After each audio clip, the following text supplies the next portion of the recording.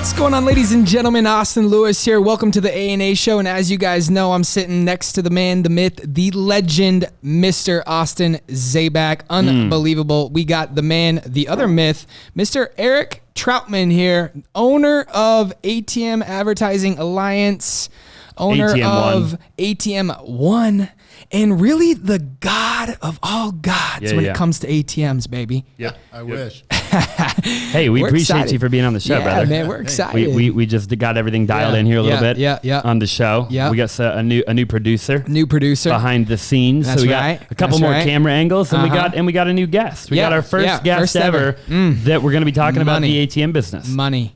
So, but we're going to talk about a lot of different things. Yeah, so that's right. We're going to talk about the ATM business. We're going to talk about money, success, life. Zaback always says the funny one. Liberty and the pursuit of happiness. Liberty and pursuit of happiness. Bro. Yeah. It says it right on the bill. That's exactly right. And if things get really interesting, we might even pour a glass of scotch right there. You know what I mean? And I was thinking about it. Yeah.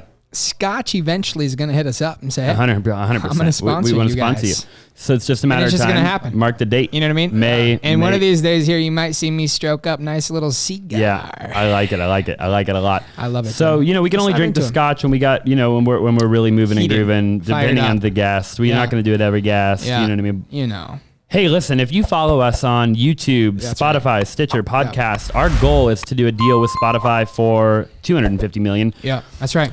Because we just watched Joe Rogan do a deal with Spotify for $100 million. Okay, the first ever to do a deal anywhere remotely close. I mean, he's like the first ever, right? Like he paved the path. And that I think now is ultimately every podcaster's goal. Yeah. You know Joe Rogan, right, Eric? Absolutely. Did you see that deal he did with Spotify? No, I didn't. He did a $100 million deal. Have you ever heard his podcast? Yeah, with the Tyson. Yeah, for sure. Yeah, for sure. So he's got a big podcast. Yeah. He did it like similar to this, show. called the Joe Rogan. I think you renamed it JR or something. Yeah, something. Anyways, he just sold the rights to that podcast to Spotify exclusively for $100 million for the next 3 years. 100 million. Wow. So, that paved the way for podcasting. It paved the way for content creators. It's paving the way. A lot of people are talking about it too. Yeah. Me and him did a couple YouTube videos on our personal YouTube channels. We didn't get very many views. So we'd appreciate it if you would go, give us a couple more views. Give us a couple views. Eric, we're excited to have you here, bro. Yeah, Austin and I got a really large audience. Obviously, for those of you that are familiar with Austin and I, we do play in the passive income space, which, there's multiple different passive incomes, but, the ATM business, right? This cat called me up. For those of you that aren't aware of, and you guys are brand new listening to this, make sure and give us a 5-star rating. But, this cat calls me up. He says, hey, bro, listen, dude, my barber does not have an ATM inside this joint. Did you ever hear this story? This is how we got into the ATM business. You've heard the story, right? Yeah, this dude calls me up. No ATM, right? I don't know left, right, sideways, or in circles at this point. You know what I mean? My goal right then and there was just to figure out how to get an ATM and get an ATM quick. You know what I mean? He's like, I got to have one in 7 days. I said, dude, where do you even buy an ATM, right? I didn't even know you can own an ATM. I thought like this guy, I thought all the banks own the ATMs. Here comes to find out you can be a private dude that has ATMs, right? Yeah. So we, it happened. We bought an ATM, overpaid for it massively, right? Yeah, for sure. What did we pay for that ATM? Over $3,000. Yeah, for sure. And it was a Gen Mega 2500. Gen Mega 2500, which I still like, but a little bit better than the. I'm biased, though. You know for what I sure. mean? Yeah, 3250 or something along those lines, and then they get. Too bad. That was no, it's not horrible. Not too bad, but realistically, the surcharge is really what hit us there. I think they took 50 cents a transaction, just to take 50 cents a transaction, which is cool and great. And we tell people all the time that, hey, if they provide a great service and they help you out a massive amount, and it's you don't have to worry a whole lot, then yeah, great. Keep take pay the 50 cents. Pay whatever you need to pay. Where we were owning the machine, loading the machine, maintaining the machine, servicing the machine, we had to rebuy new paper. They didn't come with no paper. It was a mess, man. But here we are, bro. Yeah. Here we are. Fast forward. We got we got a couple ATMs with them. Yep. A couple ATMs with another guy. Yep. And then we met. How did we? Okay. Yeah. It was Lily. We'll dive into this. So we'll dive into that in a minute. But that was our story. That was our journey. That was it. That's how it all happened, bro. And we still have that ATM, by the way. Still have that ATM. Wow. Yeah. You know what I mean? Still have that years ago. Oh yeah. $300, $400, $500 a month. Every month on the month. You know what I mean? Yeah. Never done nothing. Fill it every 3 months. We used to fill it when we got our haircut there. Yeah, fill it when we got our haircut, and that was it. So. It's cool, man. I want everybody to hear kind of your story, right? They see the title, they see what we have to offer, over 1,500 ATMs in Eric's portfolio. But I like the fact that, you know, Eric, not only are you just the ATM dude, you're a marketing dude too. You know what I mean? And with Advertising ATM Alliance, I think that's super sick. But I think I like, just like the, what do you call that? The generations? Yeah. Or the, you know, whatever you do, you crush it and then you do something better and you add on to it. Man, I love that about what you did there. So tell everybody your story, man. Like dive into, you know, what, before ATM One. What were you doing? What were you doing? Have you always been in the ATM business? No. Me and Steve Kirk became partners in 1991. 1991. In Palm Springs. We met at Elvis Presley's house, his original house. Oh, wow. In Palm Springs. Yeah. Wow. He, one of my buddies was the contractor working on Elvis's house. Okay. And my other buddy that we were going over there to see happened to be there. And Steve had a stuntman shirt on. One of my other buddies went to the stuntman school in Orange County. For sure. And we just started talking.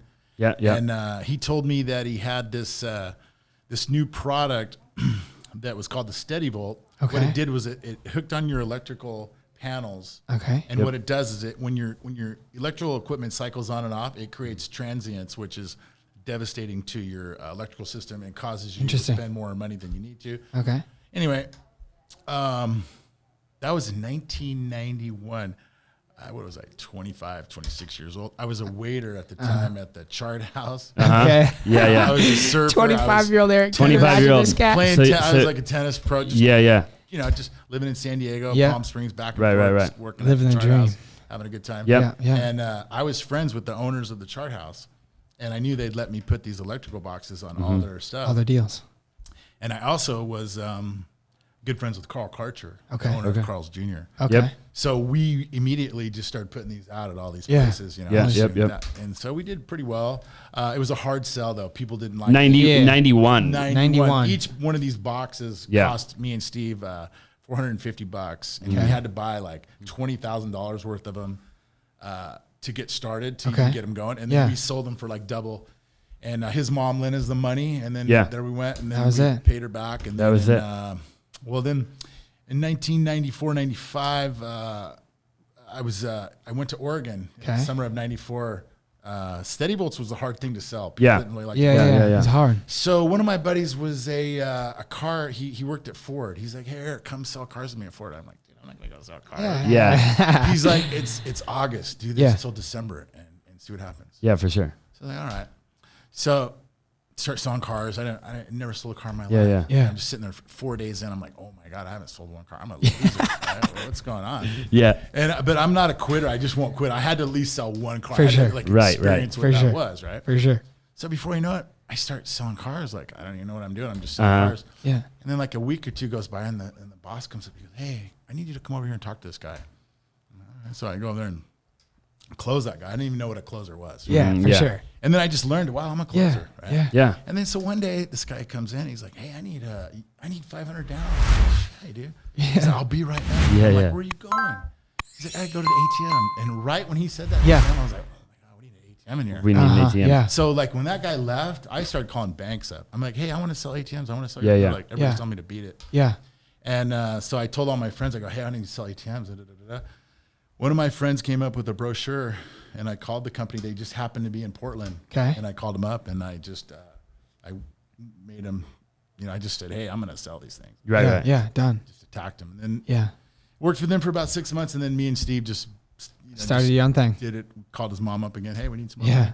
Let's And roll. She gave us some money, and there you go. Yeah. That's crazy. So that was in 94, 95? Yeah, we got into the ATM business in 95. 95. 95. Okay. But And our parent company is called Voltage Management Systems, which Okay. we started in 91. We're got 30-year reunion next year. Oh, wow. Sure. And then we DBA'd ATM 1 in 1995. okay. Got it. Sick. So Voltage Management Systems owns ATM One. That's correct. That's right. So Voltage Yep, is yep. kind of like your umbrella company. That's right. That's right. So you got into the ATM business in 95. Yeah. And there was such thing as a privately owned ATM back then. Like you could buy a privately owned, like when was I able to just go buy a standalone ATM machine? Because it wasn't all, Really about 96, because And surcharge didn't come available until April of 1996. Like from a government yeah. So when I first started doing it, all that was available was just selling the machine. Oh, interchange. So and selling the machines though, right? Yeah, like the machines were.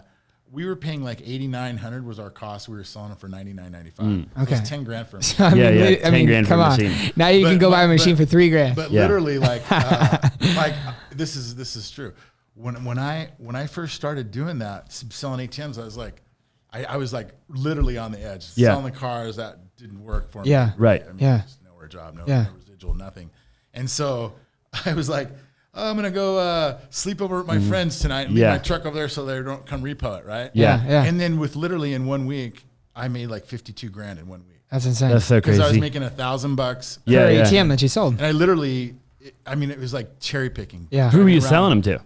Grocery stores mostly and convenience stores. Okay, so you were going to the actual and grocery store I walked into. Yeah. And I would lease them. Nobody had to write me a check for $10,000. Everybody would just lease it. Right.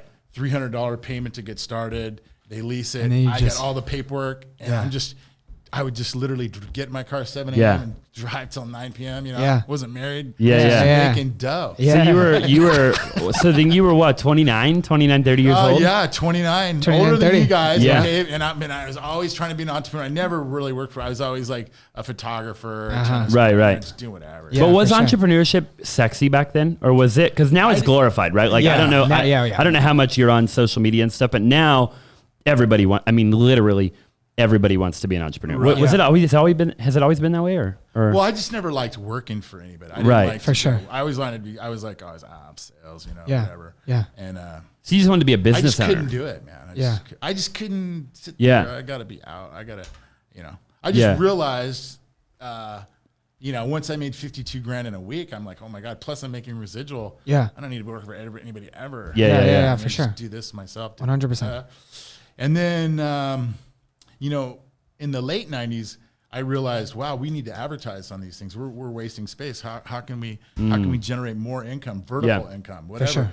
And when the Olympics came in 96, I had an idea to go wrap all my machines in Georgia with like Gatorade and stuff. And, but I couldn't get anybody to pay me. Never could get any monetization out of it. Interesting. Until we started, my wife and I started in 2008, we started ATM advertising. Yep. Oh. And then we didn't become the alliance until 18 when we met Russell. Okay. Right. But in 16 when we teamed up with Perpetual Media was when really we turned the corner and we're doing something no one else in the ATM industry is doing. Oof. I'm not really one of the biggest. I mean, I'm not. We're ATM One is regional, small. I mean, there's guys out there 5,000, 10,000 machines. Mm-hmm. Yeah. They're my competitors. I know them, and we're friends. And and the thing is, what we've developed this. It's taken us like 8 years really to get this where we're at. But we're the only ones, like we have the crack. No one else has the crack. We have on the marketing. Yeah, for sure. Right. Yeah. You can literally take a monitor, plug it on the top of your ATM, and walk away and start making extra money for doing nothing. It's going to play national G-rated ads, only G-rated. Yep. And then there's also 30 screens available that let you. Hey, you want to advertise here? Call Austin. So direct to seller, direct to market, or direct to whatever you want. Because you get a lot of these like landscapers going to this bar. Hey, I want to advertise my landscaping business. Yeah, I want to put my real estate company on here. Yeah, and I want to pay $5,000 a month for it. Boom. Well, actually, you guys charge whatever you.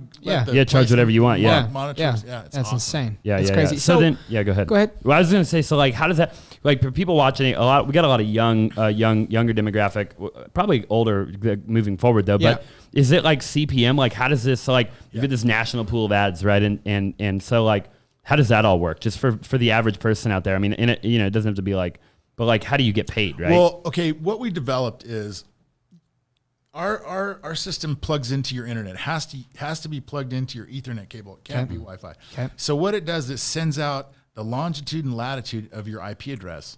And so in that vicinity, there'll be all kinds of advertisers. And they'll say, oh, wow, this device is in a legacy office in Scottsdale off Camelback. We want to be there. Yeah. We want to be in that place. Yeah. And so we're going to get the ads are just going to start pumping in. Mm-hmm. That's our proprietary software. That's the crack that we have that people don't have that is really... It's monetizing great. Yeah, for sure. I actually just was looking at the numbers not too long ago here. And you know what? Of the ATM. Yeah, of the stuff? toppers. Really? Yeah, of the toppers. Yeah, it was sexy. for sure. And then you'll have owners. You put this high topper on there, and people go, "Oh, you just got a new ATM?" No, ATM's been there forever. Yeah. Oh, it looks like you got a new Yeah, ATM. like a brand new machine. You know what I mean? Oh, and they get fired up. It brings in more people, foot traffic, it's sexier. Exactly. The transactions go up when you put that. Yep. Because when it's not playing ads, it's saying ATM here or call Austin to advertise here. Yeah. There's just more going on in general, right? Yeah. It's cleaner. It's crisp. There's way more going on. It's cleaner. It's crisp. And why not double monetize your money? Why not vertical income? For sure. Because before you were just making the surcharge, right? That's it. Which is when somebody, if people don't know, right? Which is when somebody pulls that cash, it's the fee that you pay. Yeah. Which you were making. Yeah. And then you're like, so now there's really probably 3 or 4 ways I guess you monetize, because you're selling the machines back then, right? So you're making like $1,000 or whatever, selling the machine. Yeah. You're Plus making some. If you get leasing companies involved, that's what I was just thinking, right? You're making a cut of that. The leasing company, let's say you guys sell machines for $29.95. Right. Yep. Somebody can lease a machine for $29.95 for about $79 a month on just average credit. Yeah. And then the leasing company will pay you guys the $29.95 plus they'll give you like 2 points. Yeah.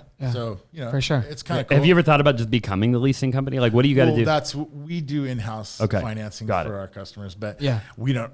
Yeah. I prefer not to do that. Right. Really, For sure. If I'm going to lease, I'd rather just go to a leasing company. But I'm always about win-win, so I don't like to get my clients in leases, and especially for $2,000, so $3,000, whatever it is. Yep.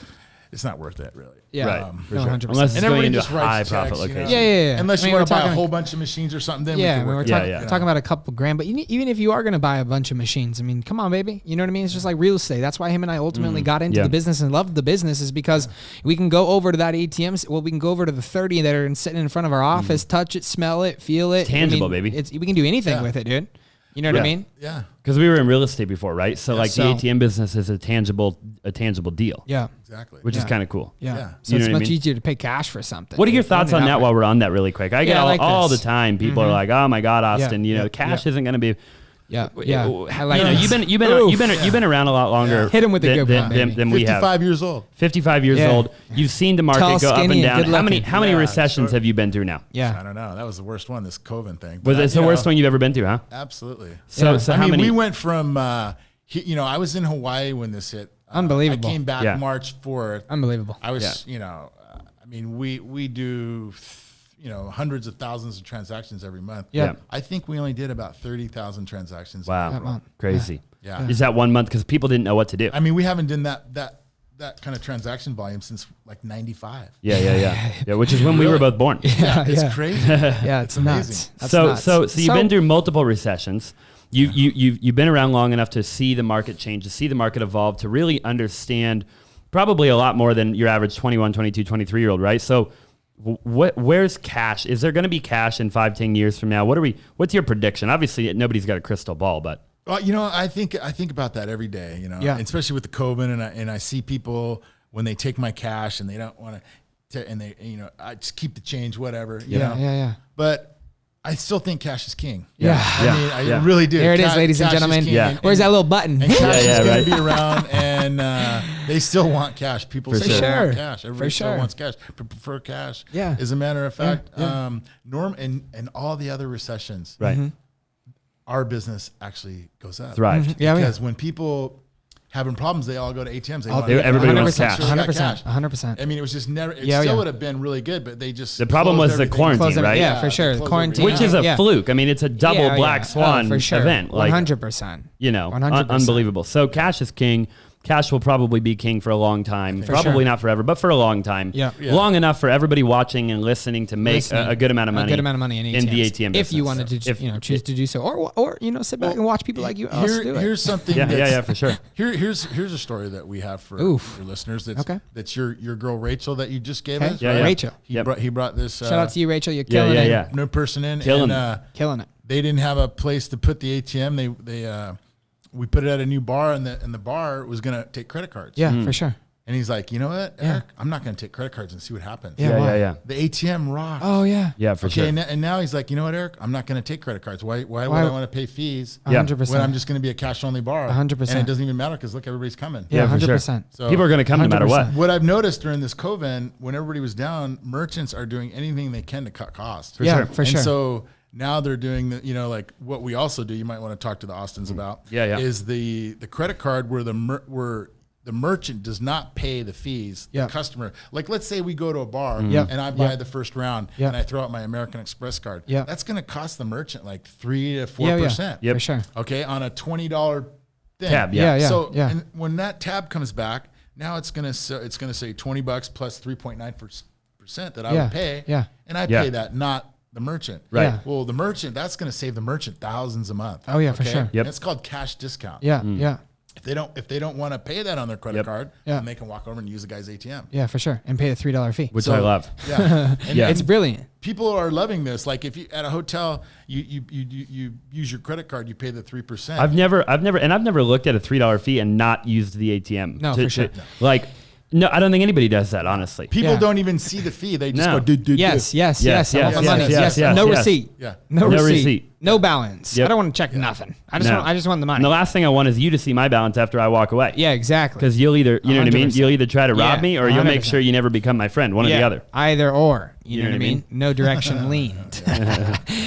So I thought that was really interesting, and I like the fact. I mean, it's making a full circle here. You get into the ATM business, you make $52,000 in a week, and then it transitions into you and your wife starting a advertising company. To now you're doing not only cash discount, but you're ATM One as a company owns the ATMs. Yep. You're making money if somebody wants to go up there and pay $7 for a beer plus 3.95% or whatever the percentage is, don't matter.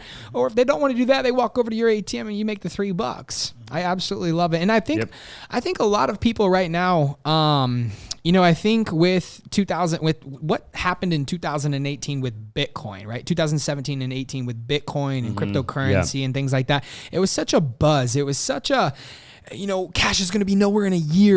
We heard that stuff then. You know what I mean? That was legitimate, right? You know what I mean? I don't know people have probably been saying that forever, haven't they? Ever. Since the beginning of time, since you got into business, I bet you people are like, you 2000, 2K12. Well, like when Apple Pay and all that came, and people don't like using it. Right. Yeah, for sure. No, people people just like debit, credit, and cash. And cash. Yeah, for sure. And I always tell people when they are talking to us, it's like, listen, dude, I have nothing but utmost respect to you, but my mom, Karen Lewis, is not ever gonna send you some freaking Litecoin, nor is she gonna send you some BTC, nor is she ever gonna Cash App you. No. My mom's gonna go to the ATM, pay $4 at Scorpion Bay, and walk out to the boat boy and pay the $20. Yeah, for sure. And you got a lot of those people and she's gonna do that for the next 25 years. Yeah, for sure. And that whole generation, the whole baby boomer generation, right? For sure. Is gonna continue to do that. For sure. So worst case scenario, it would be the following generation that would potentially go the other direction. But it's the ATM. The ATMs are not going to be playing for a while. Yeah, for sure. We got plenty. And I was thinking about the other day too. I mean, people still buy gold. Right. Well, gold's still worth something. ATMs were considered necessary. Yeah. In COVID, necessary. Sure. Yeah. So that was kind of a catch-22. You're locking my places down, but it's necessary. How get their cash. Right. Yeah, that's interesting. Yeah. So what? I got a question for ATM One. Yep. What decided you, like, how did the process roll, right? Austin and I kind of went through it ourselves. You know what I mean? We bought an ATM from some Joe Schmo. He did the processing for us. He did everything for us. He did the install. He did, the Wi-Fi box. Yep. We didn't do nothing, right? We just landed the location and then filled the machine. Right. And then obviously, it transformed, right? We went from, doing that to, going directly to a supplier to then having a partner in the processing to then having our own installer to, then not only just doing that, but then we went to selling the ATM machines for other individuals that wanted to get into the business. We're wholesalers, so we can sell anybody any kind of machine, wherever, whenever, however. We just ship to the United States. And then it went into the toppers and then processing and all the other good stuff. So where did ATM One, like, how did that, unfold? You know what I'm saying? Like, You were just making $52,000 in 1 week. And then when did you and Steve say, and first of all, how did you met Steve at where? At a party with No, Humboldt. it wasn't a party. It was just, I used to live in Palm Springs. Got it. Okay. I grew up in Palm Springs. Elvis Presley was there, though. Elvis Presley's house was Got it. One of our buddies was remodeling. Okay, for sure. Me and my remodeling buddy drove up and he was there. Yeah. And how did you decide that you just wanted to be partners? Well, he had this product and I knew people. Yeah. Mm-hmm. Okay. So we started making cash and then, but those were hard to sell, Yeah, after for sure. After I got the chart out. So he had it and you wanted to sell it. Yeah, basically. Yeah. For sure. That makes sense. So we made money and, his dad was his dad was one of the richest guys in the country back in the 30s and 40s. His dad is the guy that created contract labor. Yeah. Got it. For sure. And it was a good thing. Interesting. That's cool. And then was it linear? Like, did you just you know what I mean? Because everybody thinks success is linear. Did you have failures, trials, tribulations? Well, yeah. I mean, you know what I mean? everybody does, Right? It's never just For sure. The glam. it's always reinvesting. People hear, oh, you made $50,000 in your first week. Yeah. Well, what'd you do with that? Well, I blew it all. Yeah, for sure. I was in debt $30,000. Yeah, for sure. It's like $50,000's nothing, right? Yeah. It's the same old thing, but you get successful and then you just just build it. You just build it, right? Yeah. Keep investing it. You never know when stuff like COVID's gonna hit. You gotta have some money. Yeah, especially now. Moving forward, It's kind of weird. You gotta be. It was kind of good in the sense that maybe it snaps you on your toes. Yeah. And here's something that was really great. For sure. That all my competitors noticed, and all my competitors that use my high toppers, because guess what? All of our ATMs were not making money. Yeah. But guess what? All the high toppers are making money. We're making money. Yeah, for So sure. I'm looking at my portfolio on one computer. On my ATMs, I'm looking at my other portfolio on my other computer. Yeah. I'm like, oh, all right. Let's roll. Yeah, not bad. And then I do like screenshots to show my guys, hey, look, check it out. Yeah. You're not making any money. Yeah. I bet you a couple people in the business that got that the COVID thing wiped them out. Absolutely. For sure. Yeah, It was an interesting time for him and I. Which that's what did Warren Buffett say? I mean, that's the greedy people are you got to be in a recession, right? You got to take advantage. That's just the way the world works. For sure. 100%. You can't be soft in a recession, right? There's people that are it's a cycle, the circle of business and life. People are going to get out of the business. Yep. And when people do get out of the business, you swoop in and you take their place. Yep. There's a lot of opportunity right now. Yeah, a lot of opportunity. Right. I mean, everybody's like, oh, well, I'm like Arizona's crushing right now. Our Murdering. business is crushing. Hawaii's picking up. Are they picking up? Coming back. Yeah. Like we kind of have our pulse on the heartbeat of America because we're in every state. Kind of like you guys are around too. Yeah. And so we can kind of tell, but like the East Coast is still just. They ain't doing nothing. It's just horrible. Yeah, for sure. Yeah. Still, gosh, it's just crazy. Yeah. All our places in New York City and New Jersey, just zeros. Zeros. Yeah. And I feel bad for all goose those. eggs. Oh, for sure. All these clients are friends, Oh, yeah. Clients for of years. course. Now, you hear it in their voice. Oh, man, Yeah. Getting hit hard. Yeah. You know what I mean? It's crazy. It's crazy that so many people, especially during the COVID thing, I mean, you got to kind of diversify inside your industry. You know what I mean? Otherwise, you just get, most people don't really realize, for the people that are listening to this right now, I mean, a lot of people can go make 60, 70, 80, and Austin and I talked about this on our last show. You can go make $75,000, $100,000 a month, but in the net number or the gross number, right? Which number am I talking about? The gross looks great. The gross looks great, but you actually don't know the net, right? Like most people don't realize that if you are making $100,000, chances are you're spending a good majority of that too. You know what I mean? That's because that's what it takes to be in business, and not a lot of those people inside quarantine and COVID, they didn't realize that. Yeah. So therefore, there's a lot of opportunity for people that did realize that, did take advantage of that, got very creative, having multiple sources of income, having multiple different deals inside one deal, taking advantage of it. That's why the ATM bit, we pitched this whole concept of passive income, right? Passive. Look, you know what I mean? You don't need to be Eric, right? If you don't want to be Eric, you don't need to be Eric.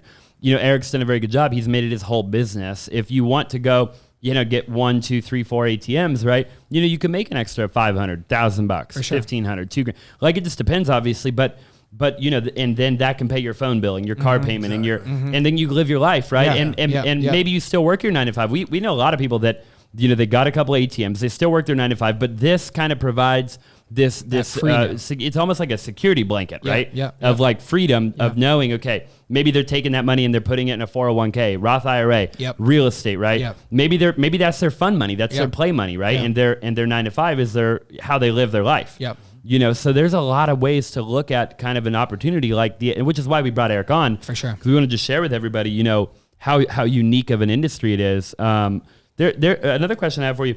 There's a lot of older dudes that are in the ATM business still, I've noticed, right? It's an older demographic of an industry. Similar to the real estate industry, actually, believe it or not, the real estate industry is still full of the older demographic of people. And I think it's actually funny how crazy they both go hand in hand when you look at that, Austin. Or Lewis. But, look at the real estate industry. It's freaking bunch of dinosaurs in the real estate industry, right? Same thing.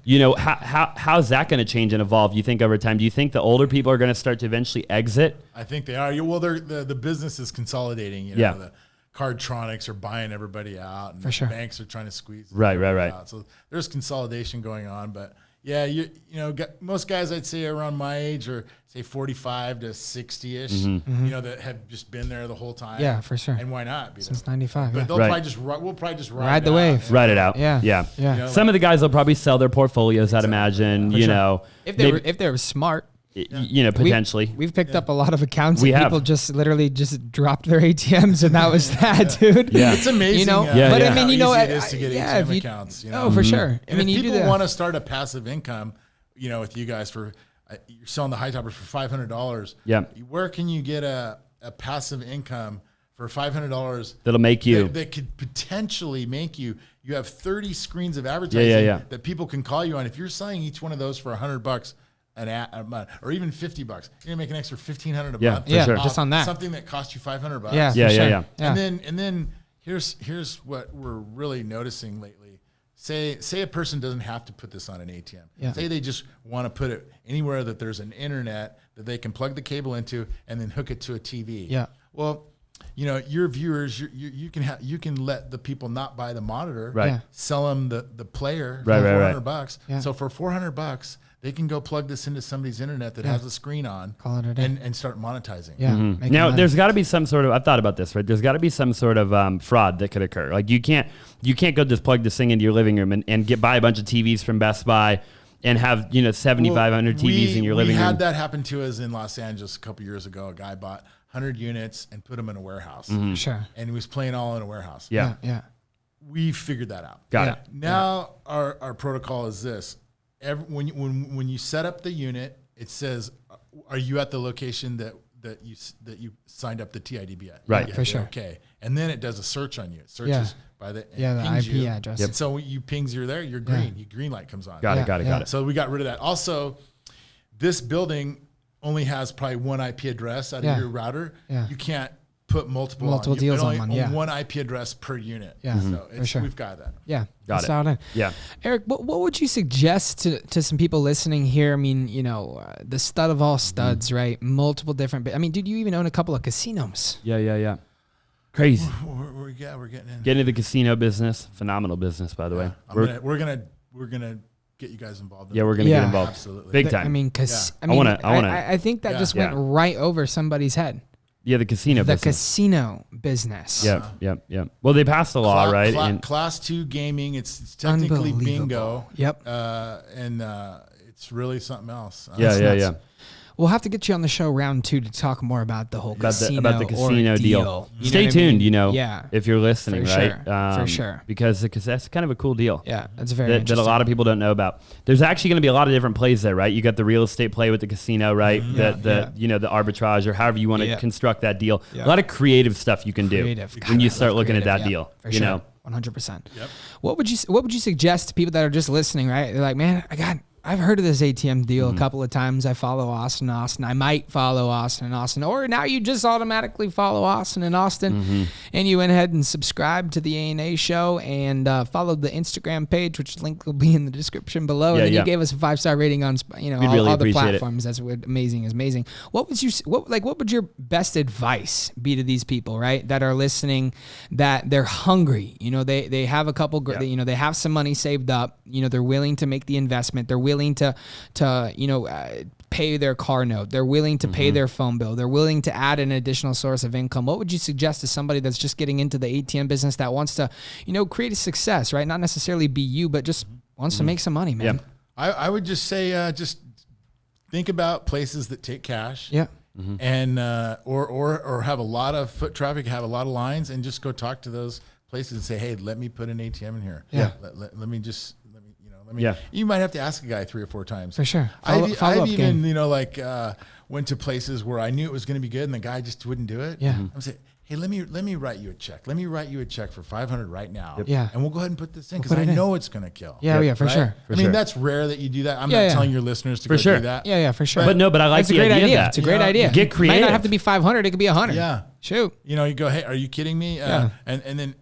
No one likes to pay the credit card fees. Right. No. Hey, I know you take credit cards, but why wouldn't you have a cash machine? Right. It's going to cut down on your credit card usage, which is going to save you money. Plus, it's going to give you cash. So why not do it? Right. Yeah. I mean, it's pretty easy to still get ATMs out there, but you just want to put them out where they do good because you want your viewers to put them good places where they can make money. Yeah. And the good thing is about the high toppers too. Even if it's not a very high volume transaction, it doesn't matter. All that matters with that is the longitude and latitude of the IP address. And it is somewhere where other human beings will be, right? Not in a warehouse. Not in a warehouse. And it's not like somebody has to come up with $3,000 for an ATM as to put 400 or 500 for a high topper. Yeah, 100%. And chances. Yeah, it's a third or fourth of the cost. Yeah. So if you have the money, do both. Yeah, exactly. You know what I mean? Or if you're more skeptical, start with the toppers and just go put them out around at your bars and stuff, and you watch what happens. Yeah, for sure. Exactly. I love it.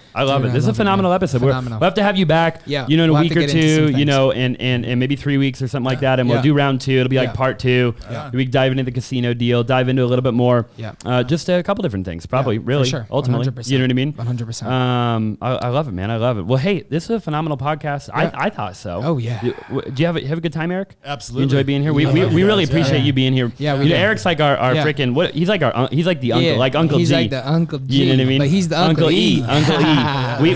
We treat this cat like he's our another one of us. I love you guys, man. I gotta say, you guys are great. You guys are really we appreciate that, brother. Dudes. That means a lot to us. Well, hey, guys, if you haven't already, subscribe. If you're on YouTube, if you're watching on YouTube, subscribe, share it, share the video, like the video. Okay. It really does help with the YouTube algorithm. That's right. And so smash the like button. In other words, do a shot before we go. Yeah, right. Okay. Do a little a shot of McKellen. You know what I mean? I like that a lot. Yeah.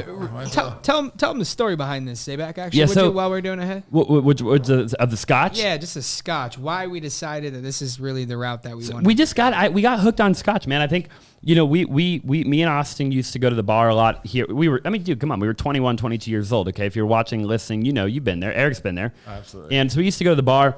And we just got, we'd always just drink beer. And beer's just so freaking, gosh dang. Like, it's good, right? But you're bloated.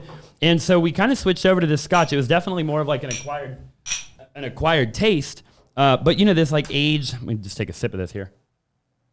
God, that's some good stuff. Ooh, you guys actually did the whole thing. Ooh. Smooth, baby. Yeah. God, that's good. So we switched over to this Macallan. Yeah. Macallan 12 is what we typically drink. But it's just aged with, like, you can't go wrong. Nope. With a glass of scotch. So we figure we put it over here. Yeah. The guests like Eric, see, not everybody's going to be like Eric. Some of these guests, we probably won't have a glass at all. Yeah, for sure. Other guests will be drinking throughout the deal. You know what I mean? Show. So, but Eric's the OG. Some will just end on it. No. You know what I mean? Eric's the OG. So we appreciate you guys. Yeah. Right? We appreciate you guys for watching. We appreciate you guys for listening. Loyalty. If you need anything, we're here for you. Yeah, reach out to us. Eric's kind of the man behind behind the scenes. You know what I mean? Makes this all happen. And that's pretty much it. That's it, ladies and gentlemen. Thank you for having me. Yeah. All right. We'll see you guys in the next one. That's right. Thank you, Eric.